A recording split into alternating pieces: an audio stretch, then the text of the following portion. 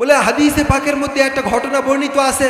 একবার রাসূল সাল্লাল্লাহু আলাইহি ওয়াসাল্লাম বসে রয়েছেন, ডান পাশে আবু বকর বসা, বাম পাশে হযরত ওমর রাদিয়াল্লাহু তাআলা আনহু বসা।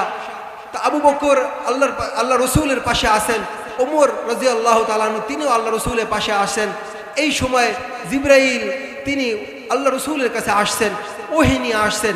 আয়েশা আল্লাহ রসুলকে জানাইতেছেন যে রসুল, আল্লাহ তাআলা আপনার কাছে সংবাদ পাঠাইছেন, আপনার কাছে আল্লাহ তাআলা এই ওহী পাঠাইছেন যে আপনি দুনিয়ার মধ্যে আপনি যেই পরিমাণ সাহাবা আছে এবং আপনার পরবর্তী উম্মত যারা আসবেন, আল্লাহ তাআলা বিনা হিসাবে ৭০,০০০ উম্মতকে আল্লাহ তাআলা বিনা হিসাবে মাফ করে দিবেন।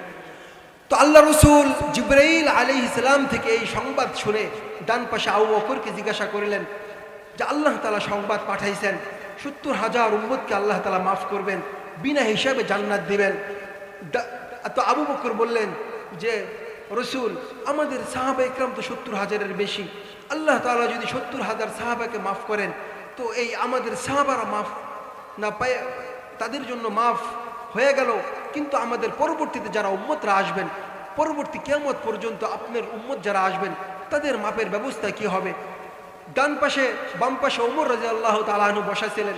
ওমর রাদিয়াল্লাহু তাআলা আনহুকে জিজ্ঞাসা করলেন আল্লাহ রসুল যে আল্লাহ তাআলা জিবরাইলকে দিয়ে ওহী পাঠাইছেন, তিনি বলছেন যে এই উম্মতকে আল্লাহ তাআলা ৭০,০০০ উম্মতকে আল্লাহ তাআলা বিনা হিসাবে জান্নাত দিবেন। তো ওমর আবু বকরের মতো একই উত্তর দিলেন। তো আল্লাহ রসুল জিবরাইলকে ফেরত পাঠাই দিলেন। জিবরাইল আল্লাহর কাছে গিয়া দরখাস্ত করলেন। আল্লাহ তাআলা তো সব দেখেন, জানেন, সব কিছু দেখতেছেন। তারপরে আল্লাহ তাআলা বললেন যে তোমারকে রসুল কি বলল? তো জিবরাইল আল্লাহর কাছে ওই সংবাদকে শুনাইছেন। শুনানোর পরে আল্লাহ তাআলা জিবরাইলকে আবার রসুলের কাছে পাঠাইছেন, এই বার্তা দিয়া পাঠাইছেন যে তুমি যাও, এরপরে তাকে বলো যে আল্লাহ তাআলা এই শেষ নবী উম্মতে মুহাম্মদ, এই উম্মতে মুহাম্মাদের মধ্য থেকে ৭০,০০০ ব্যক্তিকে আল্লাহ তাআলা এই পরিমাণ ক্ষমতা দান করবেন যে এই ৭০,০০০ ব্যক্তি তো বিনা হিসাবে এরকমভাবে জান্নাতে যাবেই। আর এরকমভাবে এই ৭০,০০০ ব্যক্তিকে প্রত্যেক ব্যক্তিকে এই পরিমাণ ক্ষমতা দেওয়া হবে যে প্রত্যেকেই আরও ৭০,০০০ এরকমভাবে ব্যক্তিকে সুপারিশ করে, জাহান্নামীকে সুপারিশ করে জান্নাতের মধ্যে ঢুকাইতে পারবেন। এই ক্ষমতা আল্লাহ তাআলা এই ৭০,০০০ উম্মতকে দিয়ে দিবেন। তো এই সংবাদ নিয়ে যখন জিবরাইল রসুলের কাছে আসলেন আর রসুলের কাছে এই সংবাদ পৌঁছাইলেন, তো রসুল আবু বকরের কাছে পেশ করলেন যে আল্লাহ তাআলা এই সংবাদ পাঠাইছেন আপনার উম্মতের মধ্যে ৭০,০০০কে তো আল্লাহ তাআলা মাফ করবেন।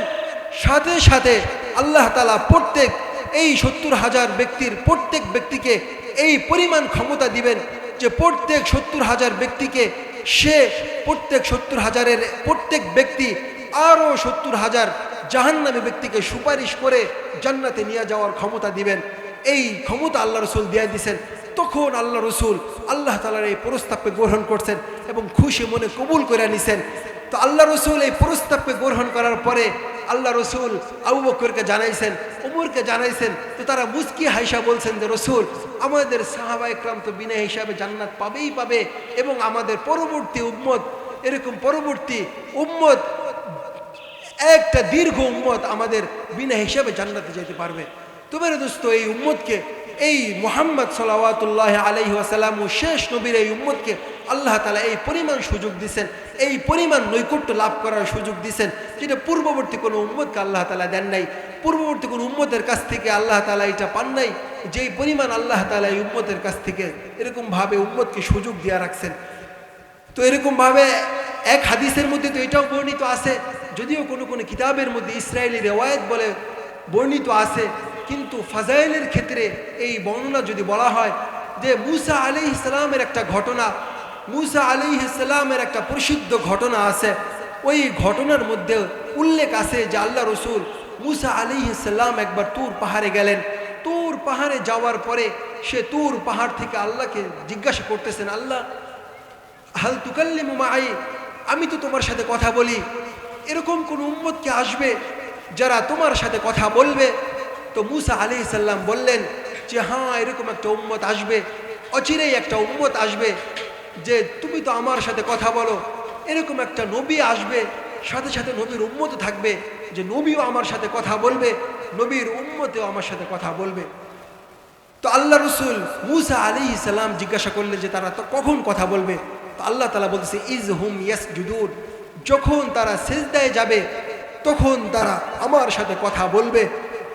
বলে তখন আল্লাহ তাআলা মুসা আলাইহিস সালামকে জিজ্ঞাসা করলেন যে মুসা আইনা আনা ওয়া আনতা আনা, বলে তুমি কোথায় আর আমি কোথায়? তো মুসা আলাইহিস সালাম উত্তর দিলেন যে আল্লাহ, আপনি তো তুর পাহাড়ের চূড়ায় আর আমি হয়তো তুর পাহাড়ের এরকম ভাবে নিচে আসি। তো আল্লাহ তাআলা উত্তর দিলেন যে বাইনি ওয়া বাইনাকা আলফা হিজাব, বলে আমার এবং তোমার মাঝে 1000 পর্দা আছে।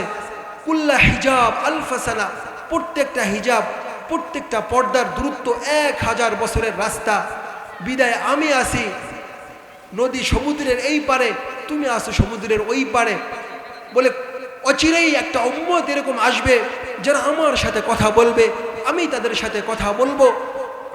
বলে আমি তাদের সাথে কথা বলবো, তারাও আমার সাথে কথা বলবে। মুসা আলাইহিস সালাম বললেন যে কখন কথা বলবে?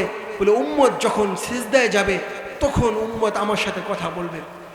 মুসা আলাইহিস সালামের জন্য তো কিছু শর্ত ছিল কথা বলার জন্য। সে যখন আল্লাহর সাথে কথা বলতো তখন তার কিছু শর্ত ছিল, নিয়ম নীতি ছিল। এই নিয়ম নীতি মেনে তারপরে সে কথা বলতো। যখন সে আল্লাহর কাছে যাইতো, তুর পাহাড়ে যাইতো, তো ফাখলা আনা আলাইক, কোরআনে আছে যে মুসা আলাইহিস সালামকে জুতা খুলতে হইতো। জুতা খুলে তারপরে সে তুর পাহাড়ে যেত আল্লাহর সাথে কথা বলার জন্য। আল্লাহ রসুল হাদিসের মধ্যে জানাইছেন যে এই উম্মত, আল্লাহ তাআলা মুসা আলাইহিস সালামকে বলছেন যে এই উম্মত আমার সাথে কথা বলবে, সকালে বলবে, বিকালে বলবে, যখন মনে চায় তখন বলবে। 3 সময় ব্যতীত সব সময় এই উম্মত আমার সাথে কথা বলবে। মুসা আলাইহিস সালাম আল্লাহর সাথে কথা বলতেন, সে সময় মতো কথা বলা লাগতো। যে কোনো সময় গেলেই কথা বলতে পারতেন না, নির্ধারিত সময় ছিল। কোনো অবেলা অসময় গেলে তার সাথে কথা বলা হতো না। সে যখন নির্ধারিত সময় যেত তার সাথে কথা বলতো। তো এই উম্মতকে আল্লাহ তাআলা এই পরিমাণ সুযোগ দিছেন যে এই উম্মত যখন যাবে, যখন আল্লাহর কাছে মসজিদে যাবে, তখনই সে এরকমভাবে কথা বলতে পারবে, তখনই সে আল্লাহর সাথে কথা বলবে। যে সে ফজরের নামাজের মধ্যে কথা বলবে, জোহরের নামাজের মধ্যে কথা বলবে, আসরের নামাজের মধ্যে কথা বলবে, মাগরিবের মধ্যে কথা বলবে, ইশারের মধ্যে কথা বলবে। বলে এই সময় ছাড়াও যখন সে যাবে, যখন সে আল্লাহর কাছে হাজির হবে, তখনই সে এরকমভাবে আল্লাহর সাথে কথা বলবে। এই জন্য মেরে মুহতারাম, আল্লাহ তাআলা আমাদেরকে শেষ নবীর উম্মত বানায়া পাঠাইছেন। এটা আমার জন্য সৌভাগ্য, আপনার জন্য সৌভাগ্য, এরকম আমাদের প্রত্যেকের জন্য এটা সৌভাগ্য। আজকে মসজিদে 5 ওয়াক্ত আজান হইতেছে, মুয়াজ্জিন আল্লাহকে ডাকতেছেন। ডাকে তো মুয়াজ্জিনের গলায়, কিন্তু আসলে ডাকেন তো আল্লাহ তাআলা। এই সমস্ত শব্দ তো আল্লাহ তাআলা ডাকতেছেন। আল্লাহ তাআলা বড়, আল্লাহু আকবার, আল্লাহ তাআলা বড়। প্রত্যেক ব্যক্তিকে, প্রত্যেক এরকমভাবে পুরুষকে, প্রত্যেক মহিলাকে আলাদাভাবে আল্লাহ তাআলা ডাকতেছেন। কিন্তু আমি আল্লাহর ডাকে সাড়া দিতেছি না, আমি এরকমভাবে ব্যস্ততা দেখাচ্ছি। বলে আল্লাহ তাআলা আমাদেরকে সপ্তাহে 36 বার আল্লাহ তাআলা ডাকতেছেন। এক সপ্তাহের মধ্যে 36 বার ডাকতেছেন। পুরা সপ্তাহে এই 36 বারের মধ্যে আমি মাত্র একবার হাজিরা দেই, শুধু শুক্রবার জুমার মধ্যে হাজিরা দিতেছি। বাকি 35 বার আল্লাহর ডাকে আমি সাড়া দিতেছি না।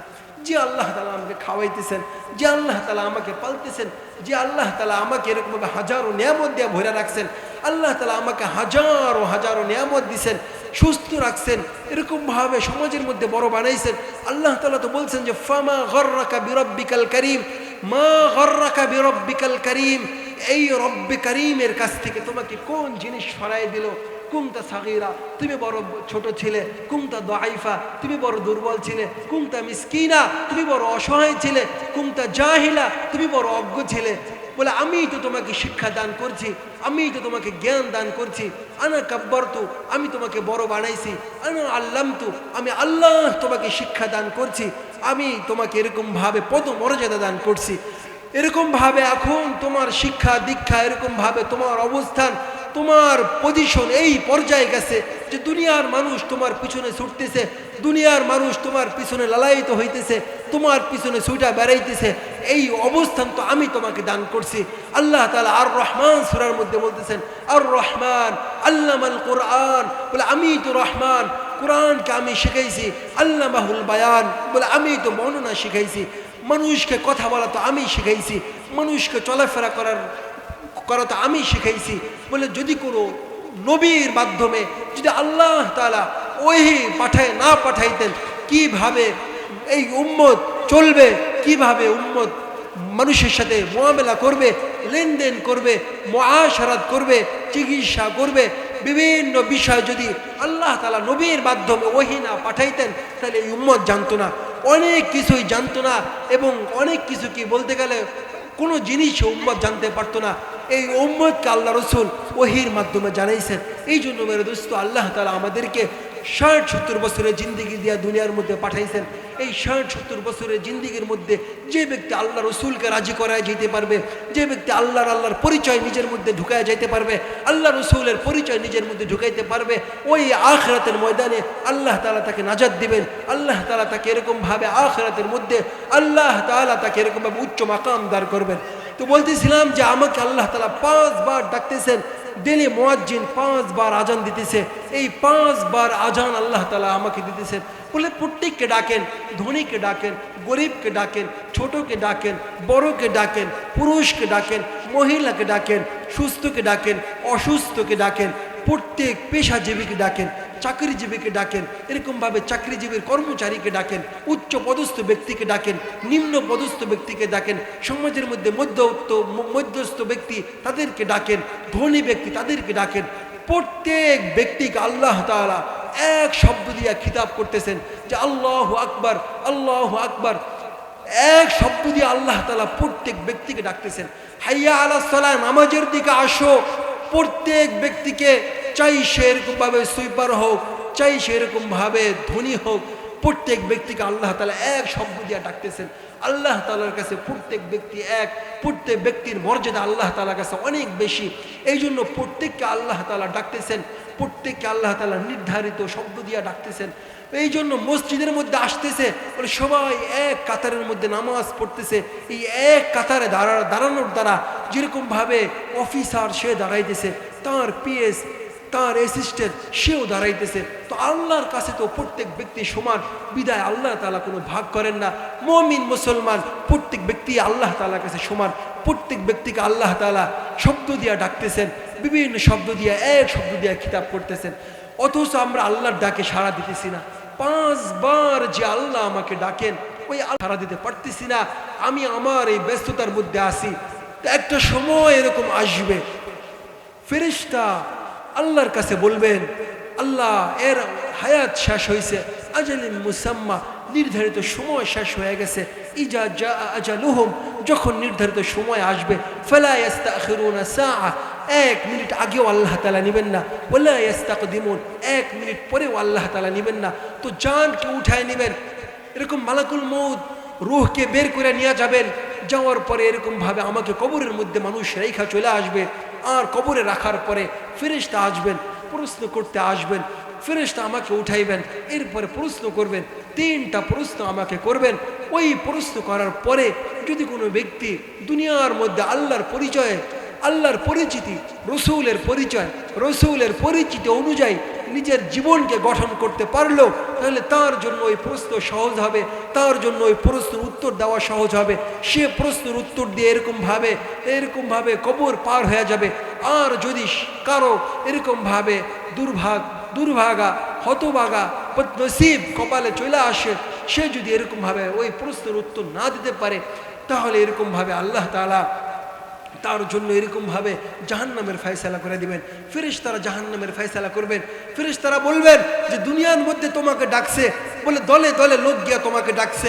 মসজিদের ইমাম সাহেব তোমাকে বুঝাইছে, মুয়াজ্জিন সাহেব তোমাকে 5 বার দৈনিক ডাকছেন, তবলিগ ওয়ালারা তোমাকে ডাকছেন, মাহফিল করে ওলামায়ে কেরাম তোমাকে বুঝাইছেন, তোমার কানে হকের আওয়াজ পৌঁছাইছে, তোমার কানে সত্যের আওয়াজ পৌঁছাইছে, তোমার কানের মধ্যে এরকমভাবে আল্লাহ তাআলার ডাক পৌঁছছে, এরকমভাবে সত্যের কথা পৌঁছাইছে, কিন্তু তুমি আসো নাই। তোমাকে যখন মানুষ ডাকছে, ওলামায়ে কেরাম ডাকছে, তো তুমি তাদেরকে বলছো যে আমি অনেক ব্যস্ত, আমার সময় হাতে নাই, আমি ব্যস্ততা, আমার মধ্যে অনেক ব্যস্ততা, তো আল্লাহ তাআলা উত্তর দিবেন, ফেরেশতারা তাদের উত্তরকে তার উত্তরকে শোনায় দিবেন যে তোমার সমস্ত ব্যস্ততা শেষ, সমস্ত ব্যস্ততা শেষ। বাকিয়াতিল ওয়াবাল, সামনে তোমার কিছু ঘাটি বাকি আছে, যদি তুমি এই ঘাটিগুলো সুন্দরভাবে পাড়ি দিতে পারো, যদি তুমি এই ঘাটিগুলো পাড়ি দিতে পারো, তাহলে তোমার জন্য জান্নাতের ফয়সালা হবে। আর যদি তুমি এই ঘাটির মধ্যে ধরা খেয়ে যাও, তাহলে তোমার জন্য জাহান্নামের ফয়সালা হবে। এই জন্য মেরে মুহতারাম, আল্লাহ তাআলা আমাদেরকে দৈনিক 5 বার নামাজের জন্য ডাকতেছেন, মসজিদে ডাকতেছেন, কিন্তু আমরা অধিকাংশ মানুষ আল্লাহর কাছে সাড়া দিতেছি না। আজকে ভূমিকম্প আসে, আজকে আমাদের সমাজের মধ্যে আফসোসের সাথে বলতে হয় যে এই সমাজ হাজারো ওলামা ইকরামের সমাজ, হাজারো তালবে ইলমের সমাজ, যেই সমাজের মধ্যে মসজিদের অভাব নাই, যেই দেশের মধ্যে আলেম ওলামার অভাব নাই, মক্তবের অভাব নাই, হেফজখানার অভাব নাই, বলে এরকম একটা দেশের মধ্যে ভূমিকম্প আসতেছে। ظهر الفساد في البر والبحر بما كسبت أيدي الناس ليذيقهم بعض الذي عملوا لعلهم يرجعون। বলে আমার আপনার সকলের এই যে আমাদের প্রত্যেকের হাতের কামাই, আমরা প্রত্যেকের নিজের এরকমভাবে নিজের হাতের দ্বারা আমরা অর্জন করতেছি। প্রত্যেক মানুষের আফসোসের সাথে বোঝা উচিত যে আমার কারণে এই ভূমিকম্প আসছে, এবং প্রত্যেকের আল্লাহর কাছে রুজু হওয়া উচিত, আল্লাহর কাছে প্রত্যেকের ছোট হওয়া উচিত, আল্লাহর কাছে প্রত্যেকের বিনয়ী হওয়া উচিত যে আল্লাহ আমার গুনাহের কারণে, আমার অন্যায়ের কারণে, আমার ভুলের কারণে, আমার অপরাধের কারণে আজকে ভূমিকম্প বাংলাদেশে আসছে। আল্লাহ তাআলা আমাদেরকে এরকমভাবে তার সামনে নত হওয়ার তৌফিক দান করুক, তার সামনে ছোট হওয়ার তৌফিক দান করুক, এবং আল্লাহ তাআলা আমাদেরকে ইসলামের উপরে, দ্বীনের উপরে অবিচল অটল থাকার তৌফিক দান করুক, এবং আমাদেরকে সঠিক বিষয়ের উপরে আমল করার তৌফিক দান করুক। আল্লাহ তাআলা যে কথাগুলো হলো, এই কথাগুলোকে সঠিক বিষয়কে আমল করার, শিখার এবং মানার তৌফিক দান করুক। ওয়া আখির দাওয়ানা আনিল হামদুলিল্লাহি রাব্বিল আলামিন। আসসালামু আলাইকুম ওয়া রাহমাতুল্লাহি ওয়া বারাকাতুহু।